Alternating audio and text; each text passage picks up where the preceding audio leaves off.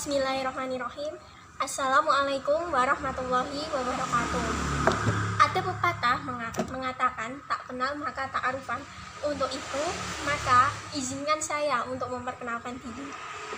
Perkenalkan, nama saya Tanti Marianti, mahasiswa Universitas Muhammadiyah Surakarta, tahun 2020. Nomor induk mahasiswa A510209333. Program studi pendidikan guru sekolah dasar kelas 1E. Di sini nanti saya akan memaparkan tugas tentang filsafat pendidikan, yaitu akan memaparkan tentang tokoh filosof muslim. Dan tokoh filosof muslim yang akan saya paparkan adalah Ibnu Arabi. Nah, sekarang saya akan memaparkan tentang biografi Ibnu Arabi terlebih dahulu. Ibnu Arabi memiliki nama asli Muhammad bin Ali bin Muhammad bin Ahmad Abdullah Al-Ta'i Al-Hatimi. Beliau lahir pada 17 Ramadan 560 Hijriah atau bertepatan dengan 27 Juli 1165 Masehi di Murcia, Andalusia. Dan beliau wafat pada tahun 638 Hijriah atau 1240 Masehi. Beliau beraliran mazhab Platonisme. Nama Ibnu Arabi sendiri diberikan oleh orang-orang Abbasiyah, sedangkan di Andalusia dikenal dengan nama Ibnu Qurokah. Beliau adalah seorang tokoh sufi dan filsafat agama. Ibnu Arabi dikenal sebagai tokoh sufi yang kontroversial. Hal itu karena ajaran Wahdatul Wujud. Wahdatul Wujud sendiri adalah ajaran yang melihat masalah wujud Tuhan, alam, dan manusia sebagai satu kesatuan. Ia mengajarkan bahwa tidak ada satupun yang berwujud kecuali Tuhan. Segala yang ada di muka bumi selain Tuhan adalah penampakan lahiriah darinya. Ibnu Arabi memiliki pemikiran bahwa alam dan manusia tidak lain diciptakan itajali ilahi, sekaligus sebagai cermin untuk melihat dirinya yang maha sempurna. Nya di sini berarti Tuhan.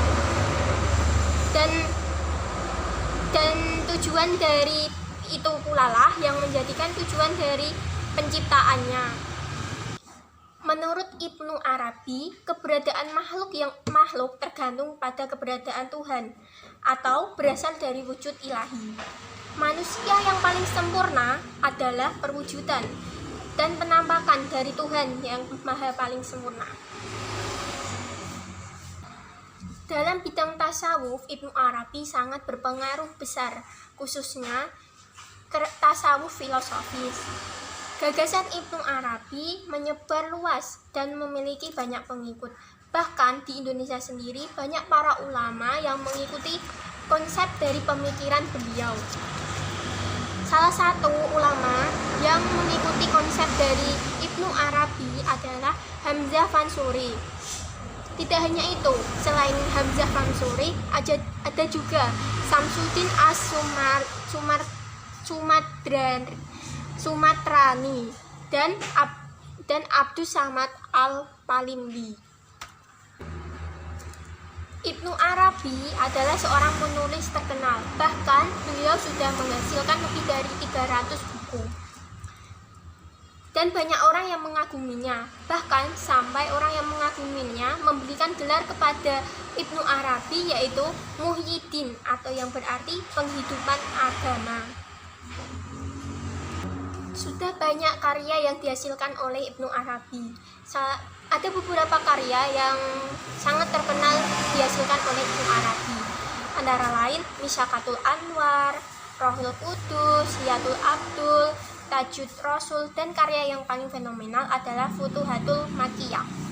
Futuhatul Makkiyah sendiri adalah karya besar yang menyingkap ilmu ghaibul ghaib, uluhiyah, dan rububiyah yang sangat dalam sesuai dengan keterbukaan sang syekh yang ada di Mekah. Semasa hidup Ibnu Arabi, dia menghabiskan banyak untuk berkelana.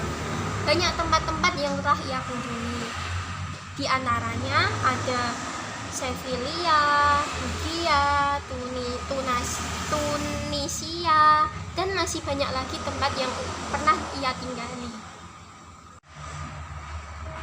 Ibnu Arabi adalah seorang yang memiliki sosok yang mengagumkan. Meskipun banyak kenikmatan duniawi, tapi beliau memilih untuk di kehidupan rohaninya, beliau memilih dengan jalan yang penuh dengan kesederhanaan, dan itu sangat mengagumkan. Ibnu Arabi juga seorang tokoh politik. Beliau juga pernah bergabung di pasukan tentara. Beliau bergabung pada pasukan tentara Sultan Al-Muwahhidin. Nah, itu tadi pemaparan saya tentang salah satu tokoh filosof muslim, yaitu Ibnu Arabi. Banyak sekali keistimewaan yang dia miliki. Untuk itu, kita sebagai anak muda penerus bangsa, kita harus mengambil pembelajaran. Kita harus mencontoh beliau. Dan di masa pandemi ini, kita harus tetap selalu produktif dan selalu mematuhi protokol kesehatan. Lalu, kita juga harus selalu berdoa supaya pandemi ini cepat berakhir dan kita bisa hidup normal kembali seperti biasa. Setiap pertemuan pasti ada perpisahan. Untuk itu, maka izinkan saya untuk undur diri. Terima kasih atas perhatiannya. Nun wal qalami wa ma yasturun. Wassalamualaikum warahmatullahi wabarakatuh.